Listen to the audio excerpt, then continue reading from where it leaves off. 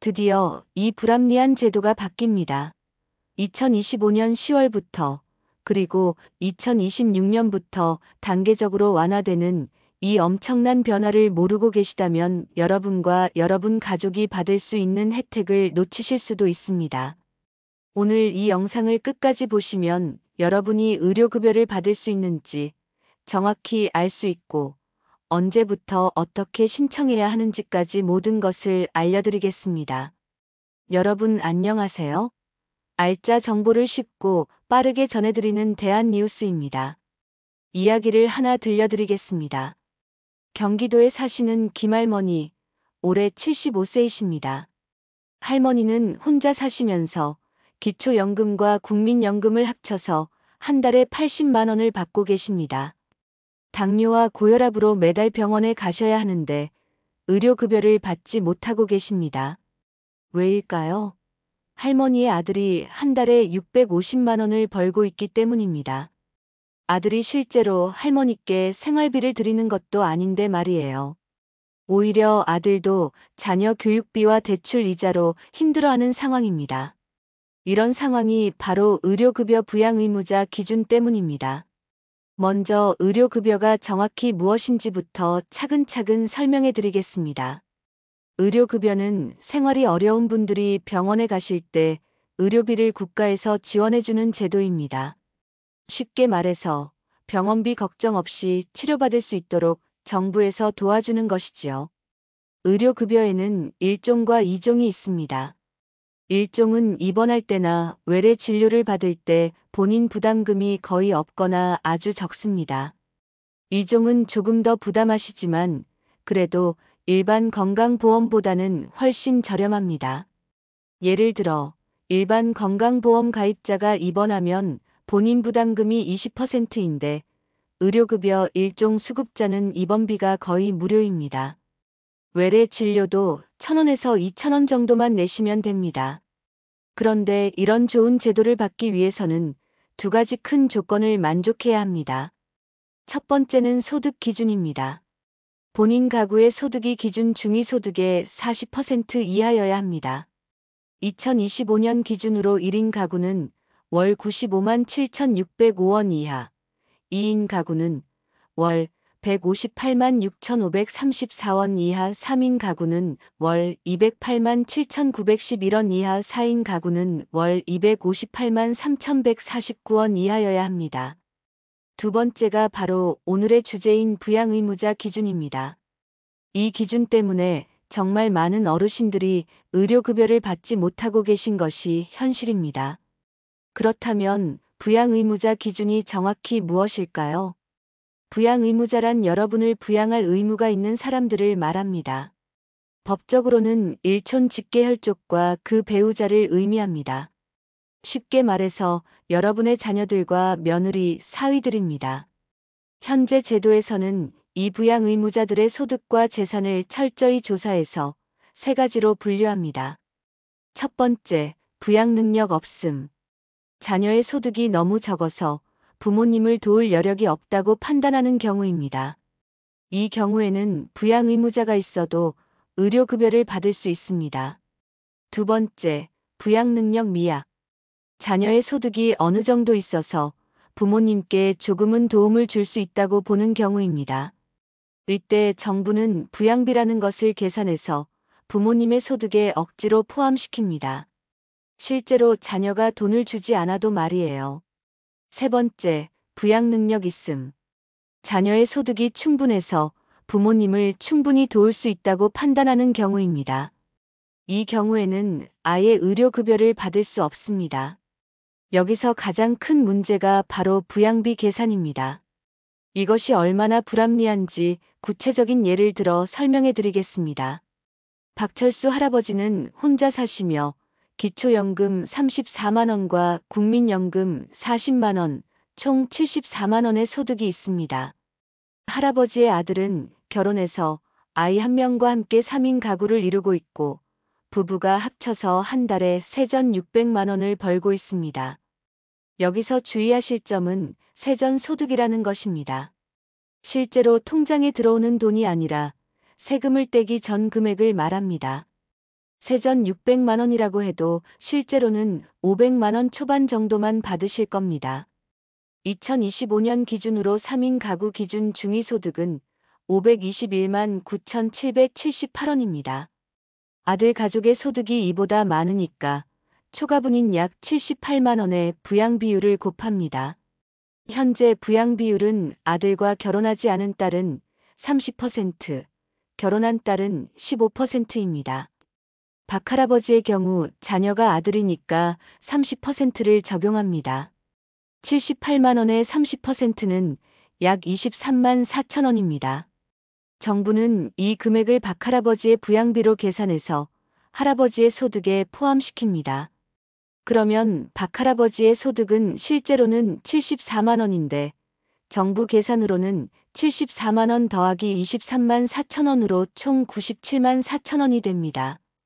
의료급여 선정 기준인 95만 7,605원을 넘어서니까 의료급여를 받을 수 없게 되는 것입니다. 정말 억울하지 않나요? 아들이 실제로 23만 4천 원을 들이든 10만 원을 들이든 아예 안 들이든 상관없이 무조건 탈락하는 것입니다.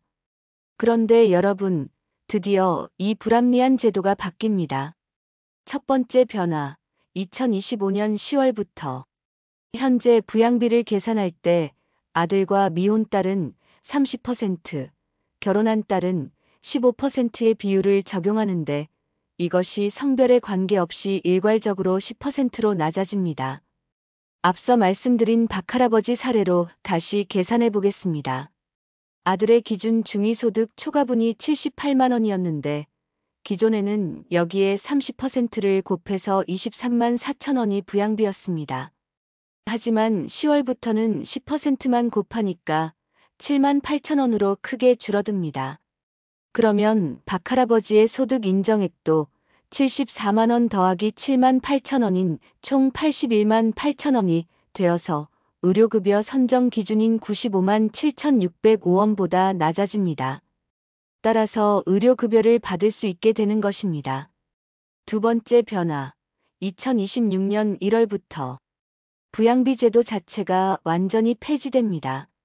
즉, 자녀의 소득이 어느 정도 있어도 부모님의 소득에 가산하지 않는다는 뜻입니다.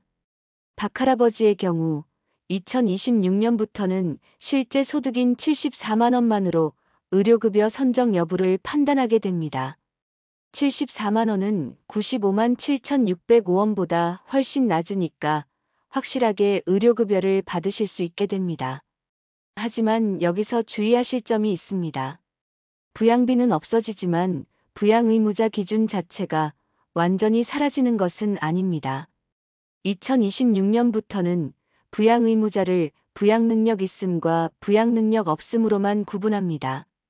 부양능력 미약 구간이 사라지는 것입니다. 2026년 기준으로 예상되는 부양능력 판정 기준을 말씀드리면 다음과 같습니다.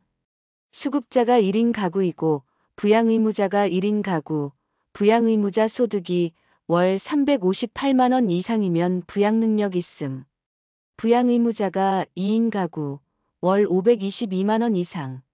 부양의무자가 3인 가구, 월 638만 원 이상.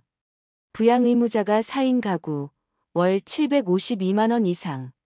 따라서 자녀의 소득이 이 기준을 넘으면 여전히 의료급여를 받을 수 없습니다. 하지만 이 기준보다 낮다면 부양의무자와 상관없이 수급자가 될 수 있습니다. 또 다른 예를 들어보겠습니다. 김할머니는 혼자 사시며 월 60만 원의 소득이 있습니다. 딸은 결혼해서 2인 가구를 이루고 있고 월 550만 원을 벌고 있습니다. 현재 기준으로는 딸의 소득이 기준 중위소득을 초과하는 부분의 15%를 곱한 부양비가 할머니 소득에 포함되어 의료급여를 받기 어려웠습니다. 하지만 10월부터는 부양비가 10%로 줄어들어 받을 가능성이 높아지고 2026년부터는 부양비가 아예 없어집니다. 그리고 딸의 소득 550만 원이 부양능력 판정 기준인 522만 원을 넘으므로 2026년에도 여전히 의료급여를 받기는 어려울 것으로 보입니다. 참고로 다른 기초생활급여들의 부양의무자 기준을 비교해 보겠습니다. 생계급여의 경우 부양의무자의 연소득이 1억 3천만 원을 넘거나 재산이 12억 원을 넘는 경우에만 수급에서 제외됩니다. 의료급여보다 훨씬 관대한 기준입니다. 주거급여와 교육급여는 이미 부양의무자 기준이 완전히 폐지되었습니다. 그렇다면 왜 의료급여만 이렇게 까다로울까요? 첫 번째 이유는 재정 부담 때문입니다. 의료비는 한 번 병원에 입원하거나 큰 치료를 받으면 수백만 원이 들어갑니다. 생계급여처럼 매달 정해진 금액을 주는 것이 아니라 언제든지 큰 비용이 발생할 수 있기 때문입니다. 두 번째 이유는 건강보험의 피부양자 제도와의 연관성입니다. 건강보험에서는 소득이 없는 부모나 자녀를 가족의 보험에 포함시켜주는 제도가 있습니다. 이것도 어떻게 보면 가족이 책임지라는 의미이기 때문에 의료급여에서도 비슷한 논리를 적용하는 것입니다.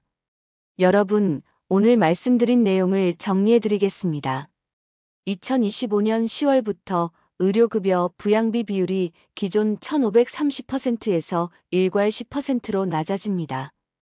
2026년 1월부터는 부양비 자체가 완전히 폐지됩니다. 하지만 부양의무자 기준 자체는 여전히 남아있어서 자녀의 소득이 일정 기준을 넘으면 의료급여를 받을 수 없습니다.